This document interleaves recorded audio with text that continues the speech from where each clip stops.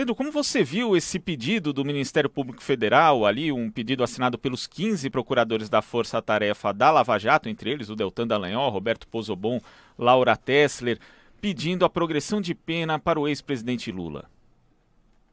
Bem, no plano jurídico é um pedido absolutamente correto. O presidente Lula tem direito a uma progressão de pena, o que implica no direito dele de gozar do regime semiaberto, onde ele dorme na prisão e passa o dia trabalhando, ou ele é posto em domicílio com uma tornozeleira, onde ele realiza o mesmo tipo de conduta. Pode trabalhar e sair livremente durante o dia, se recolher à noite e nos fins de semana.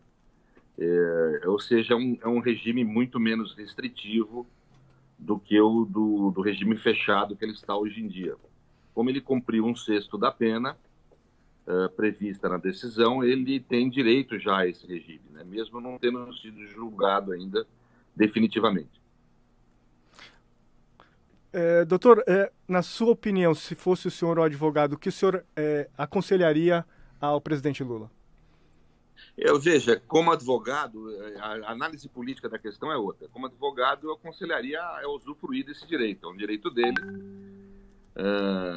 Não tem nada a ver com reconhecer culpa, não tem nada a ver com reconhecer a legitimidade desse julgamento, vamos dizer, vil que realizaram em relação a ele.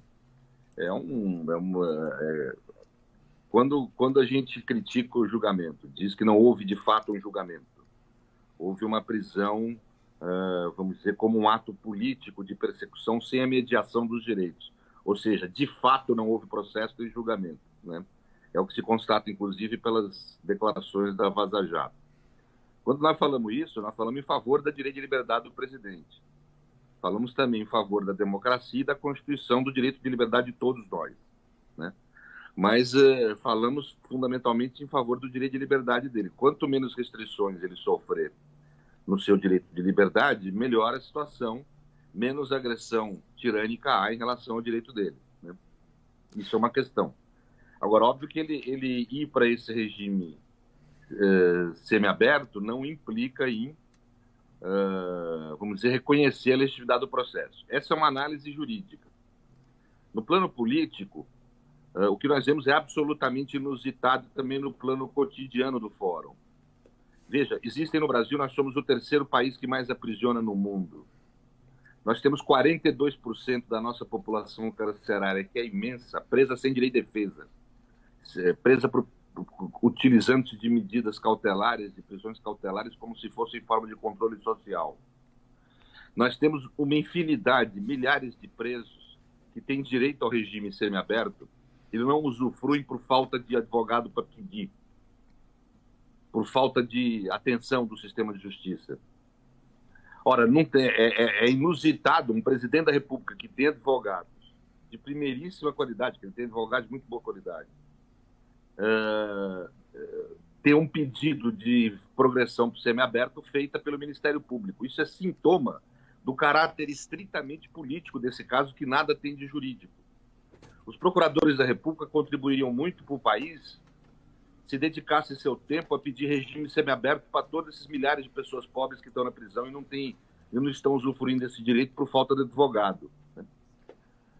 Agora, eles realizam esse pedido de forma absolutamente inusitada em favor do ex-presidente. E fica uma situação totalmente inusitada, porque os acusadores desejam que o presidente da República saia da cadeia e os advogados desejam que ele não saia, né? Isso demonstra o quê? O caráter absolutamente político desse caso, que não tem nada de jurídico, nada de rotina, nada da justiça funcionando como deveria funcionar. É um sintoma, é isso que eu falo, né?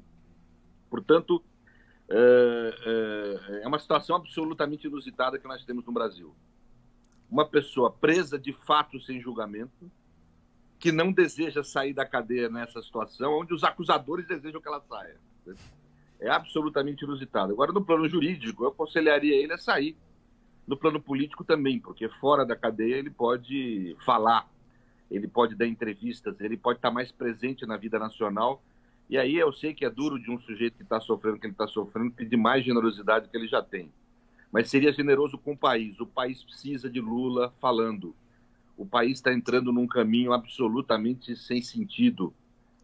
Veja, ontem nós tivemos busca e apreensão na casa de um procurador-geral que ameaçou matar um ministro do Supremo. O país está uma bagunça, o país está sem liderança, está sem ordem. Lula pode significar isso para o país. A retomada de um caminho ordeiro, moderado e de progresso. Portanto, eu creio que ele, falando, ele orienta as pessoas, ele orienta o país, ele tem uma imensa capacidade e singular capacidade de liderança. E é o que o país precisa. Então, sem querer, esses procuradores que estão, na realidade, buscando resolver o seu problema pessoal, porque estão absolutamente temerosos com o que tem sido revelado pelo Vaza Jato ao mundo, e tem mostrado o papel que esses homens vão ocupar na história, eles e os homens da Polícia Federal de Curitiba, né? Isso está ficando claro, né? Que caminho isso vai seguir. Eles estão buscando libertar Lula para diminuir a pressão sobre eles, né? Então, vamos dizer, reconhecendo implicitamente os abusos, os erros imensos, crimes lesa humanidade que cometeram, né? E os crimes contra a democracia brasileira, que é o que a história vai cobrar, né? Então, agora querendo aliviar a pressão, eles não estão em nenhum momento interessados no problema dos direitos de Lula. Eles estão interessados no seu próprio problema pessoal. Estão com medo, na hora que a máquina da notícia se volta contra eles, porque observa o nível de erro que eles cometeram, eles passam a mostrar o medo que eles têm, o quanto aquela coragem era coisa de homúnculo, de homem covarde, né? E, portanto, agora essa manifestação de covardia, essa manifestação pública, indireta de reconhecimento de erro, que é o pedido de liberdade do presidente, né?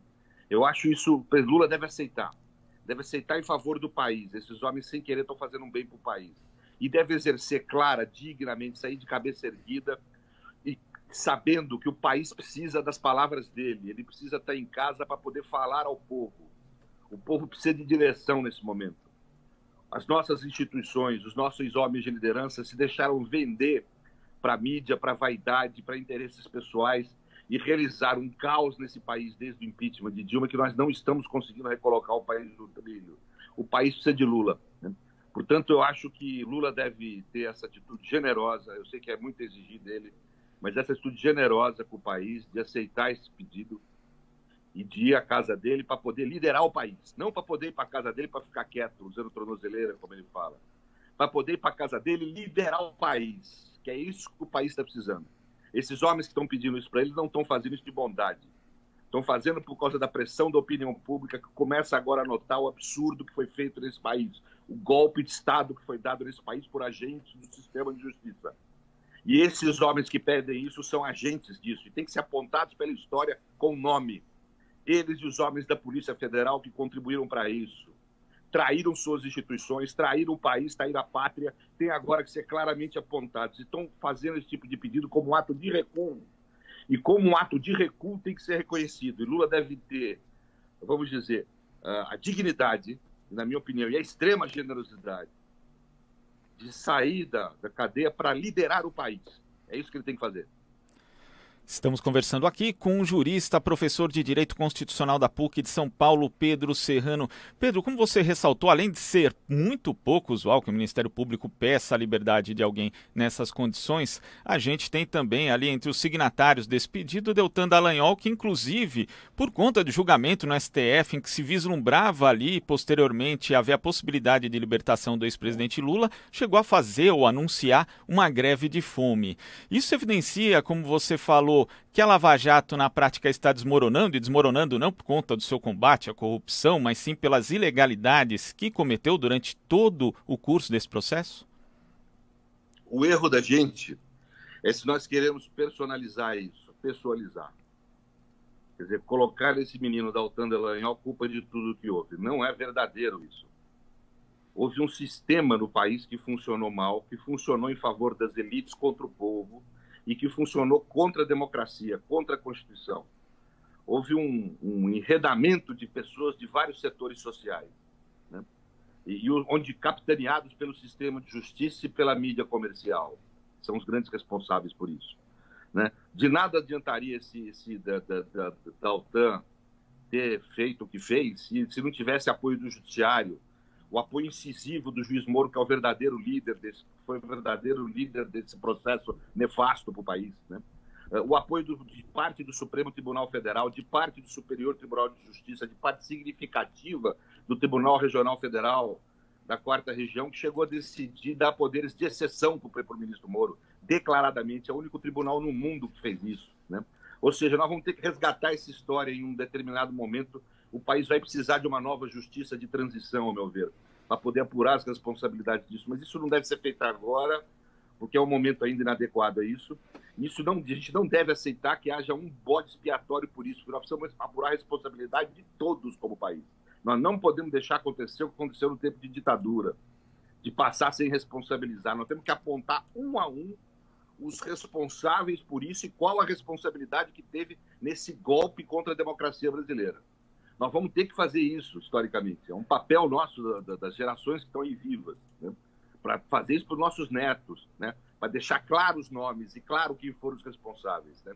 E não aceitar bode expiatório, que é o que estão querendo fazer com esse menino agora. Ele é um agente apenas, ele é um peão no tabuleiro, né? Ele tem que ser responsabilizado, mas junto com os outros, não sozinho. Professor, caso o Lula aceite essa progressão da pena, ele vai ter as mesmas restrições que ele tem hoje em Curitiba, ou ele vai poder circular mais, vai poder dar entrevista, conversar, ou ele vai continuar mais restrito? Depende da decisão judicial. A decisão judicial tem que ser, vamos dizer, válida nesse sentido, a meu ver. Ela tem que possibilitar o amplo exercício de função de trabalho para ele. E trabalho se entenda como toda atividade humana, inclusive atividade. Ele, a meu ver, não está impedido de forma nenhuma, seria inconstitucional querer limitar o exercício da atividade política cidadão dele, emitir opiniões, dar entrevistas. Isso é absolutamente inconstitucional. Ele tem uma restrição à liberdade de ir e vir, não uma restrição a emitir opinião, né? Tanto que dentro da cadeia ele já tem possibilidade de dar entrevistas, o que foi uma decisão correta, né? Agora, não se pode querer calar a voz do Lula nesse momento. Isso é uma perda para o país imensa e uma intensa agressão à Constituição. Tenho certeza que se os juízes de Curitiba resolverem dar mais esse ajuda ao golpe, mais esse tipo de solapamento à democracia e à Constituição brasileira, eu tenho certeza que os tribunais superiores vão derrubar esse tipo de limitação, né? Eu só espero que eles não venham agora com querer condenar o Lula num processo absolutamente nulo, porque teve a participação do juiz Moro e desses procuradores, que é o juiz do sítio, que é o processo do sítio, que é um processo que precisa ser anulado, né? Portanto, Lula tem razão quando fala, os processos têm que ser anulados. Houve um evidente e comprovado conluio político, foram fraudes armadas por procuradores que se relacionavam de forma absolutamente ilícita e politizada com o juiz, que utilizaram de processos judiciais, e como fala hoje Ferrajoli, um dos maiores juristas vivos do planeta, é de estarrecer que as instituições brasileiras tenham sido utilizadas dessa forma para golpear Dilma, Lula e a democracia brasileira, a nossa Constituição. Isso quem fala não sou eu, é Luiz de Ferrajoli, um dos maiores juristas vivos do planeta, né? A opinião no exterior sobre o que ocorre no Brasil é de está estarrecida, o que nós estamos vendo aqui, nós estamos vivendo aqui, né? Há uma total agressão a direitos mínimos de civilização, né?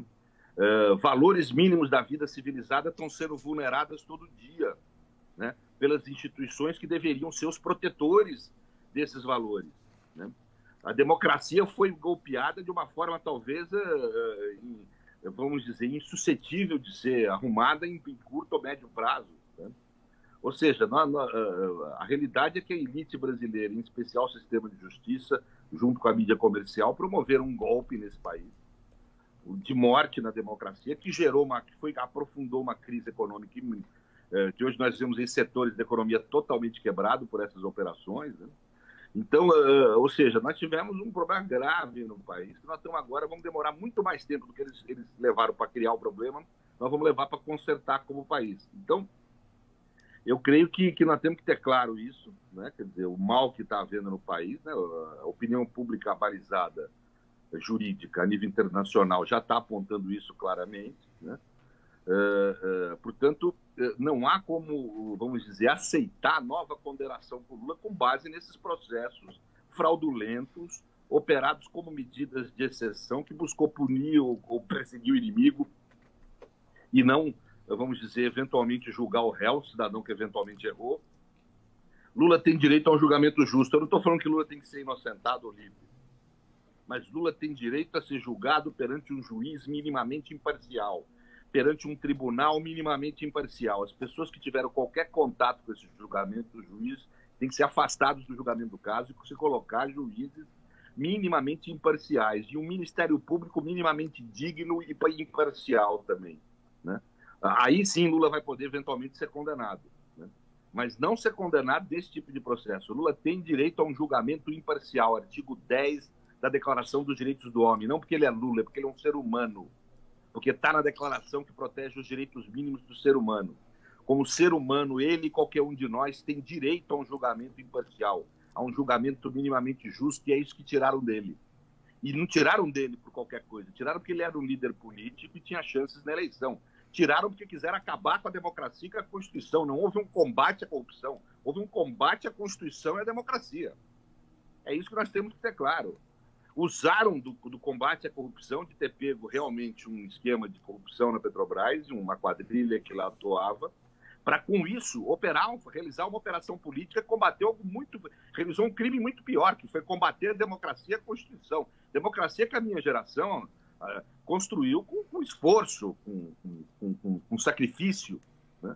E essa juventude absolutamente alienada e autoritária, que por exercer cargo público e ter tido o privilégio de estudar em bons colégios e entrar em concurso público, vem aqui e resolve arrebentar com essa democracia conquistada com sacrifício geracional de mais de uma geração, destruiu uma Constituição que foi uma conquista cidadã, né? E é isso que eles realizaram, utilizaram do combate legítimo, do discurso digno e legítimo do combate à corrupção necessário para o país, para realizar um ataque frontal à Constituição e à democracia. Isso não pode ser aceito, as pessoas que fizeram isso vão ter que ser responsabilizadas, não no atual sistema de justiça, num sistema de justiça de transição composto para isso, que é o que nós não tivemos do país no fim da ditadura militar, nós vamos ter que ter agora quando a democracia se restabelecer plenamente no país.